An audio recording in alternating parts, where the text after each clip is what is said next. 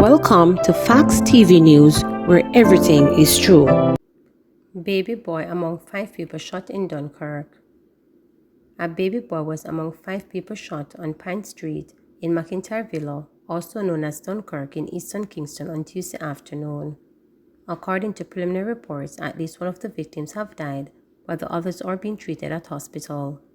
The area was cornered off as police carried out investigations. Hampton students suspected of drowning in St. Elizabeth. Police are probing the suspected drowning of a Hampton student at Old Wharf Beach in St. Elizabeth on Sunday.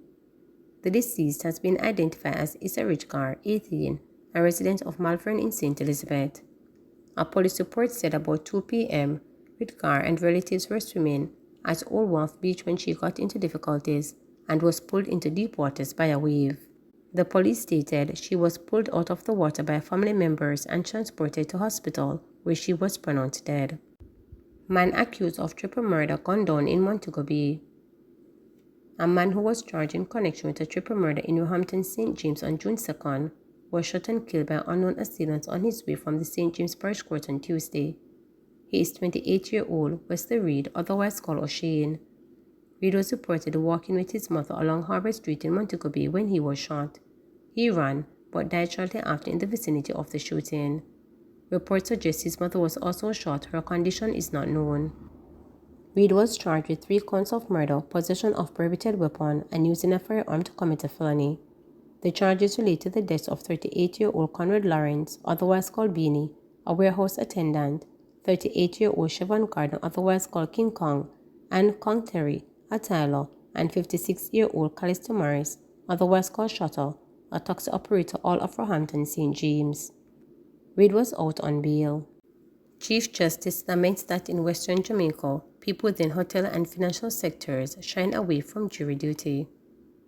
Chief Justice has lamented that people within the hotel and financial sectors in Western Jamaica are shying away from jury duty. He explained that by shying away, jury services falls disproportionately on persons in the fisheries and health sectors, as well as domestic helpers. The Chief Justice noted that when people within the financial and hotel industries are called on for jury duty, their business places often provide excuses. He further stressed that the cases cannot be tried if there are insufficient jurors. The Chief Justice warned that having done their risk analysis, criminals will have little more persuasion to deter them from crime. From Trelawney, going all the way down to Hanover. One of the most intriguing things, when it comes to jewelry service, you can't find people from the hotel industry. And there are so many hotels from Trelawney. You can't find people in the financial sector. You can't find managers, whether junior or senior, to serve as jurors. The only persons we find, and I'm not saying anything is wrong with them, but they turn up, fishermen, domestic helpers, practical nurses, and so on.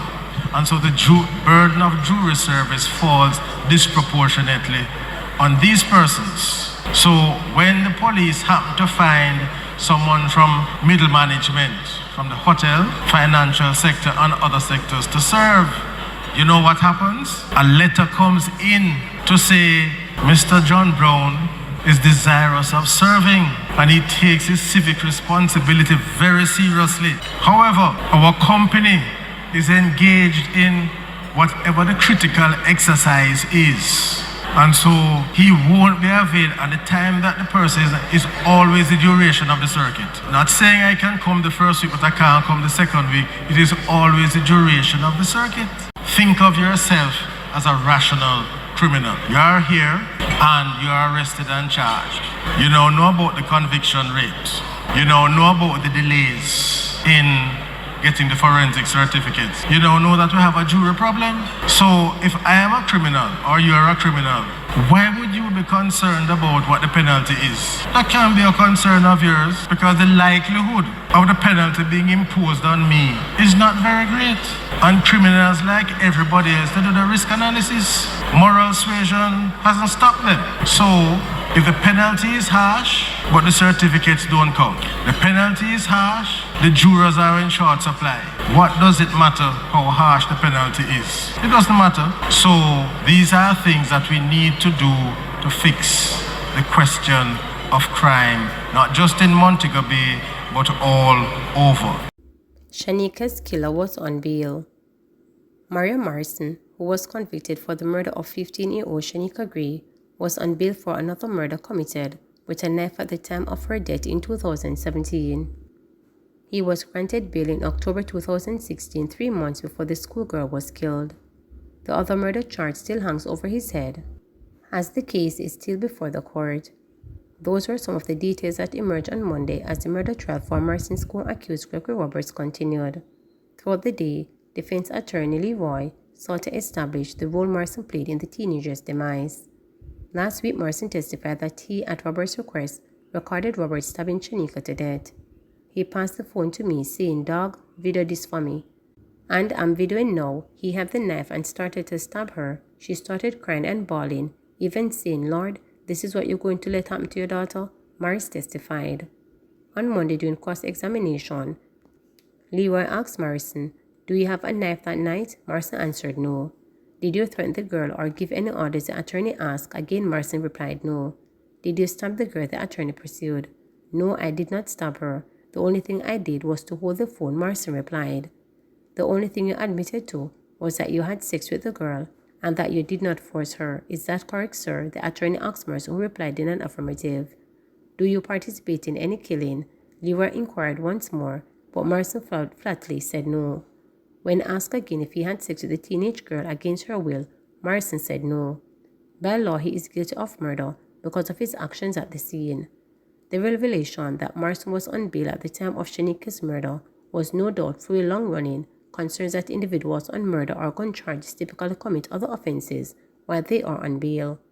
For the June 2022 opening of the Easter term session of the Westmoreland Circuit Court, 17 of the individuals before the court were on bail for murder. They were among 32 people charged with serious offenses that were committed while they were on bail, Deputy Commissioner of Police Fitz Bailey told reporters at the time. Bail had been providing data in a pushback against defense lawyers who took issue with the claim that a large number of individuals on bail are reoffenders. The government, palmated by urging to get a handle on crime, had also pointed to the need to tighten the legislation. However, Minister of Constitutional Affairs Marley Melhufort came in for criticism last June when she signaled changes to the Bail Act, which would see individuals charged with murder and gun-related charges denied bail. An amended Bail Act was passed on July 25, 2023, 4 years after Gray's death. The Greenpond High School student was found dead in bushes in Irwin, St. James, with multiple stab wounds on February 1, 2017. Morrison pleaded guilty to her murder in September 2022 and was sentenced a month later to life imprisonment. 10 of 18 witnesses have already provided evidence in the ongoing Roberts trial. 8 witnesses gave sworn evidence and 2 other witnesses' statements were read into evidence. The trial continues. Please remember to subscribe, like, share, and click the notification bell